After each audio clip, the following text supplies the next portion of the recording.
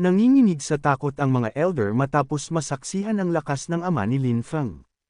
Napagtanto nila na nananatili pa rin itong napakalakas. Dahil dito, agad na nagbago ang kanilang saloobin at sumang-ayon sila sa naging desisyon ng pinuno ng angkan. Pagkatapos, sinabi ng isa sa mga elder na ang ika-6 na elder na lamang ang mamamahala sa pagpapatuloy ng taunang paligsahan. Napangiti lamang ang ama ni Lin Feng at malamig na binalaan ang ika-3 elder na sa susunod na muli itong sumuway, mararanasan nito ang kanyang galit. Pagkatapos nito, mabilis na nagpatuloy ang taunang paligsahan. Sa ika-3 grupo, agad na sumuko si Lin Wu kaya idineklarang panalo si Lin Hen. Samantala, sa ika-4 na grupo, sumuko rin si Lin Yu kaya si Lin Feng ang itinanghal na panalo. Matapos ang lahat ng laban sa ika-2 round, inihayag ng ika-6 na elder ang 8 kalahok na nakapasok sa susunod na yugto ng paligsahan.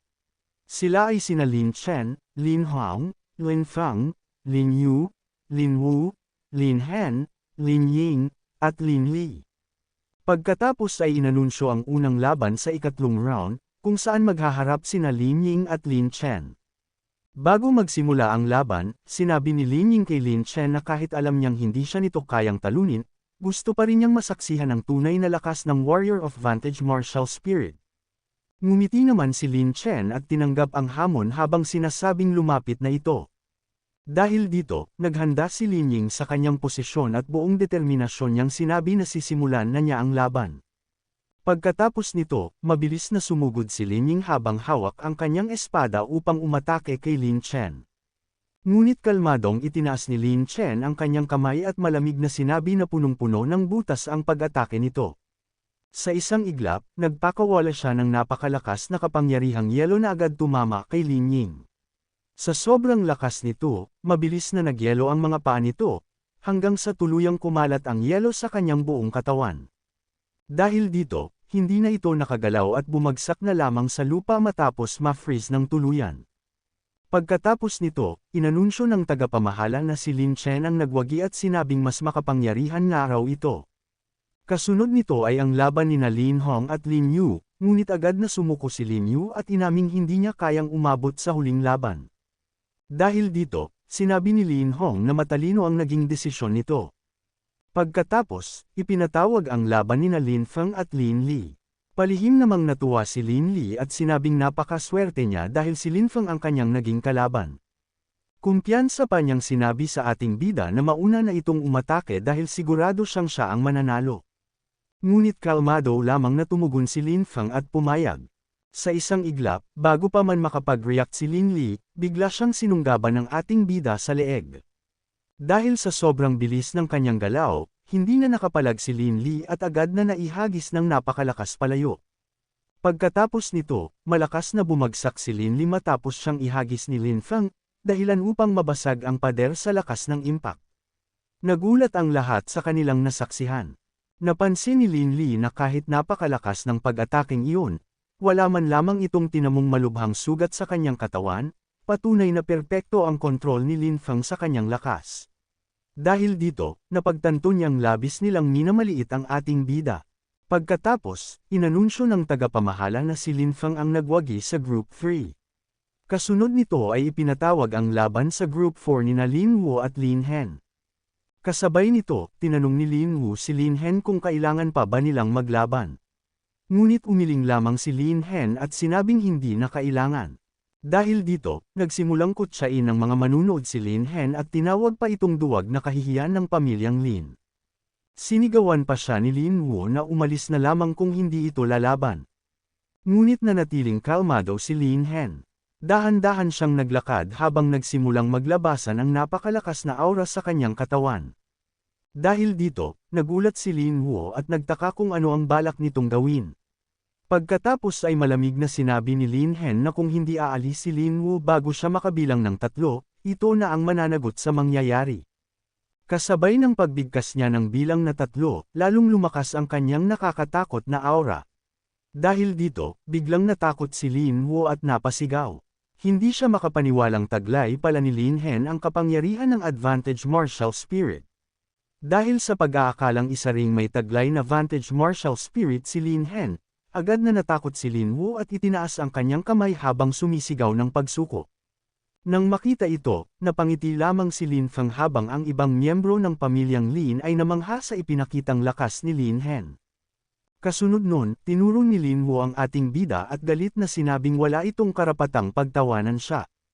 Ngunit agad namang sinabi ng mga tao na hindi nga raw kahihiyan na matalo si Lin Wu kay Lin Hen, dahil isa itong may taglay na vantage martial spirit. Ngunit hindi nila inaasahan na may isang taong walang kakayahan ang maglalakas loob pang pagtawanan si Lin Wu, kaya sinabi nilang naghahanap lamang ito ng kahihiyan. Nang marinig ito, mayabang namang sinabi ng isang hangal na napakalaki ng tiwala ni Lin Feng sa kanyang sarili. Samantala, tahimik lamang si Lin Feng at hindi na niya ito pinansin pa. Dahil dito, galit na hinamon ni Lin Wu ang ating bida at tinanong kung nais ba nitong makalaban siya. Sinabi ni Lin Feng na magbibilang siya hanggang 3 at inutusan ang kanyang kalaban na bumaba na sa arena. Binalaan niya ito na kung hindi susunod, ito na mismo ang mananagot sa magiging kahihinatnan. Pagkabilang na 3 ng ating bida, agad namang kinabahan si Lin Wu at nanginginig ang buong katawan nito sa takot, dahil dito, napasigaw pa siya sa takot at sinabi na ang kapangyarihang nararamdaman niya ay mula sa vantage martial spirit, at napagtanto niyang isa rin si Lin Feng na mayroon nito. Dahil sa matinding takot, kusa siyang napaatras. Nagtaka naman ang mga nanunood at nagtanong kung bakit tila natatakot si Lin Wu at patuloy na umaatras. Ipinaliwanag pa ng isang babae na si Lin Feng ngayon ay parang isang espada na nabunot na sa lalagyan nito at handang pumatay anumang oras. Pagkatapos nito, itinaas ng ating bida ang isang daliri at sinabi na ito na ang huling salita. Sa sobrang takot ni Lin Wu, hindi na niya maigalaw ang kanyang katawan. Sa isang iglap, lumitaw ang napakalaking maitim na anyo na tila isang dambuhalang halimaw na gawa sa nakakatakot na aura. Nang makita ito ni Lin Wu, tuluyan na siyang nasindak at agad na sumigaw na sumusuko na siya. Malamig na sinabi ng ating bida na kung gusto nitong sumuko, kailangan muna nitong gumulong palabas ng entablado. Dahil dito, galit na galit si Elder 7 at napamura pa ito habang mahigpit na nakakuyom ang kanyang kamao. Ngunit agad siyang pinakalma ng ama ni Lin Feng at sinabing maupo na lamang ito. Sinubukan din siyang pakalmayin ng Third Elder at sinabing huwag mag-alala dahil hindi magtatagal ang kay-abangan ni Lin Feng. Pagkatapos nito, inanunsyo ng hukom na si Lin Feng ang nagwagi sa laban at ang huling laban ng torneo ay magsisimula makalipas ang 1 oras. Matapos ang 1 oras na pahinga, sinabi ni Lin Chen na dahil hindi naman gaanong naubos ang lakas ng 4 na natitirang kalahok, maaari nang simulan agad ang huling yugto ng torneo. Sumang-ayon naman si Lin Hong, at sumang-ayon din ang ating bida. Dahil pumayag na ang 4 na kalahok, inanunsyo ng hukom ang pagsisimula ng final round. Habang naghihintay ang lahat, napangiti pa si Lin Hen na tila puno ng kumpiyansa. Pagkatapos nito, opisyal na inanunsyo ang mga unang laban sa final round. Maglalaban sina Lin Feng at Lin Hong, habang sina Lin Chen at Lin Hen naman ang magtatapat sa kabilang laban. Habang pinag-uusapan ng mga nakatatanda ang taunang paligsahan, sinabi ng 6th Elder na kung si Lin Chen ang makakalaban ni Lin Hen, malaki ang posibilidad na si Lin Hen ang manalo. Ipinaliwanag naman ng 3rd Elder na parehong mahusay sina Lin Hen at Lin Chen. Malakas si Lin Hong ngunit hindi niya kayang talunin si Lin Hen. Ganito rin si Lin Feng. Para sa kanya, si Lin Chen lang ang tunay na katapat ni Lin Hen. Sinabi rin niya na hindi mahalaga ang ranggo dahil ang tunay na mahalaga ay ang lakas. Pagkatapos ay nagsalita ang 3rd Elder at sinabi niyang may nais siyang ipanukala. Ayon sa kanya, ang 4 na pinakamalalakas ay siguradong magkakaharap sa huling bahagi ng taunang paligsahan. Dahil dito, sinabi niyang hindi dapat pahintulutan ang pagsuko. Ang tanging paraan para manalo ay ang tuluyang mapabagsak ang kalaban upang mailabas ang kanilang buong potensyal at makita ang tunay nilang kakayahan sa pakikipaglaban. Nang marinig ito ng mga tao, agad nilang naisip na masama ang balak ng 3rd Elder. Alam nilang ang tunay niyang target ay si Lin Feng at gusto niyang mapabagsak ito sa laban.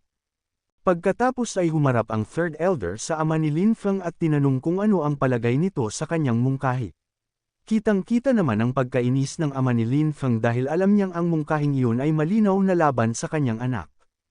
Pagkatapos ay sinabi pa niya na wala ba itong lakas ng loob na tanggapin ang kanyang mungkahi.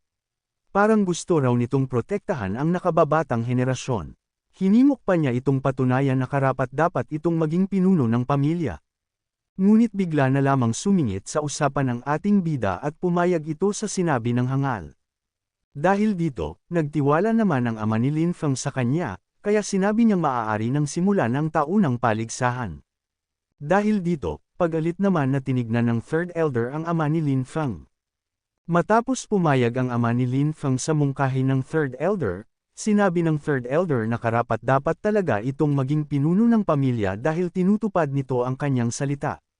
Dahil tapos na ang usapan, sinabi niyang maaari nang simulan ang laban. Pagkatapos ay humarap ang elder sa lahat ng miyembro ng angkan at malakas na ipinahayag na nagsisimula na ang huling yugto ng taunang paligsahan.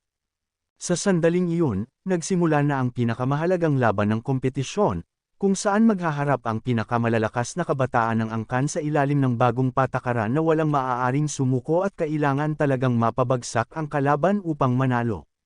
Nagsimula ang unang laban sa huling yugto ng taunang paligsahan sa pagitan nina Lin Chen at Lin Hen.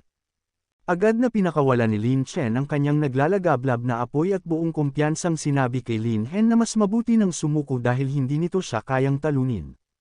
Ngunit ngumiti lamang si Lin Hen at malamig na sumagot na kahit alam niyang mas malakas si Lin Chen, hindi siya uurong at lalaban siya hanggang sa huli.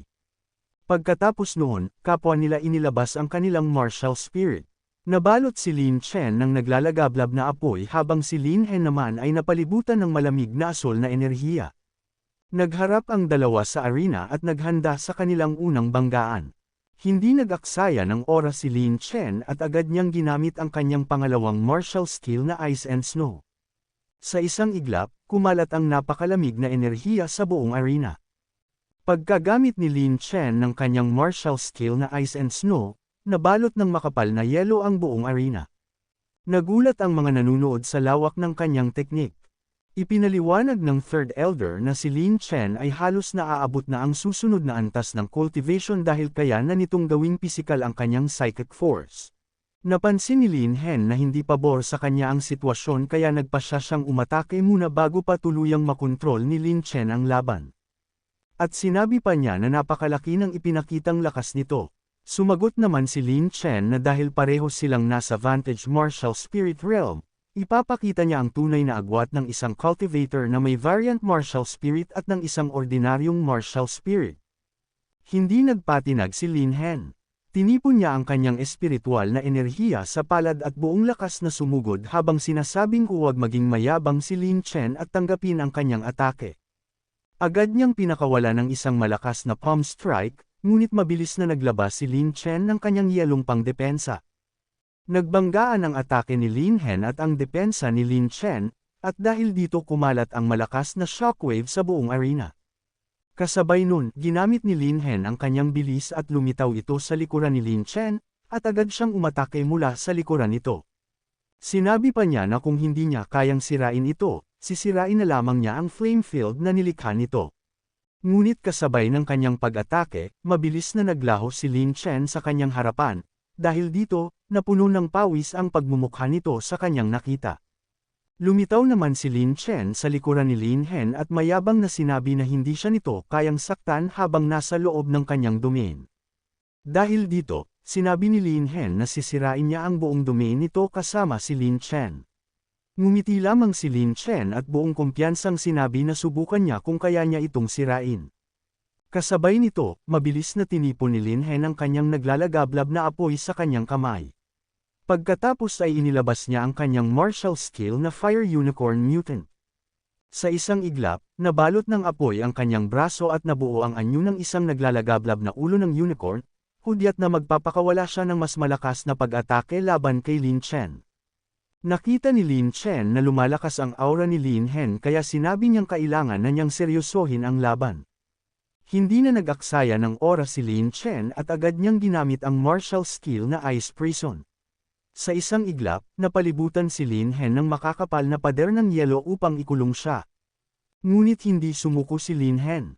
Buong lakas niyang pinakawalan ng Fire Unicorn Mutant at sumigaw ng break. Unti-unting nabasag ang ice prison habang sinusunog ng kanyang apoy ang mga pader ng yelo.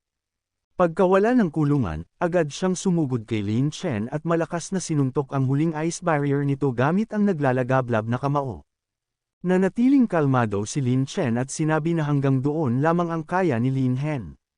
Pagkatapos ay ipinakita niya ang tunay na kapangyarihan ng kanyang apoy. Sa isang iglap, ang yelong nakapaligid sa arena ay biglang naging apoy. Nagulat si Lin Hen at napasigaw nang lamunan siya ng naglalagablab na apoy sa kanyang katawan. Ipinaliwanag ni Lin Chen na ang kanyang apoy ay kayang gawing apoy kahit ang yelo at kayang sunugin ang anumang mahinang elemento ng tubig. Sa huli, bumagsak si Lin Hen sa gitna ng arena habang tinatawag ng mga nanunood ang kanyang pangalan. Kahit hirap na hirap, sinabi niyang ayos pa siya at kaya pa niyang ipagpatuloy ang laban.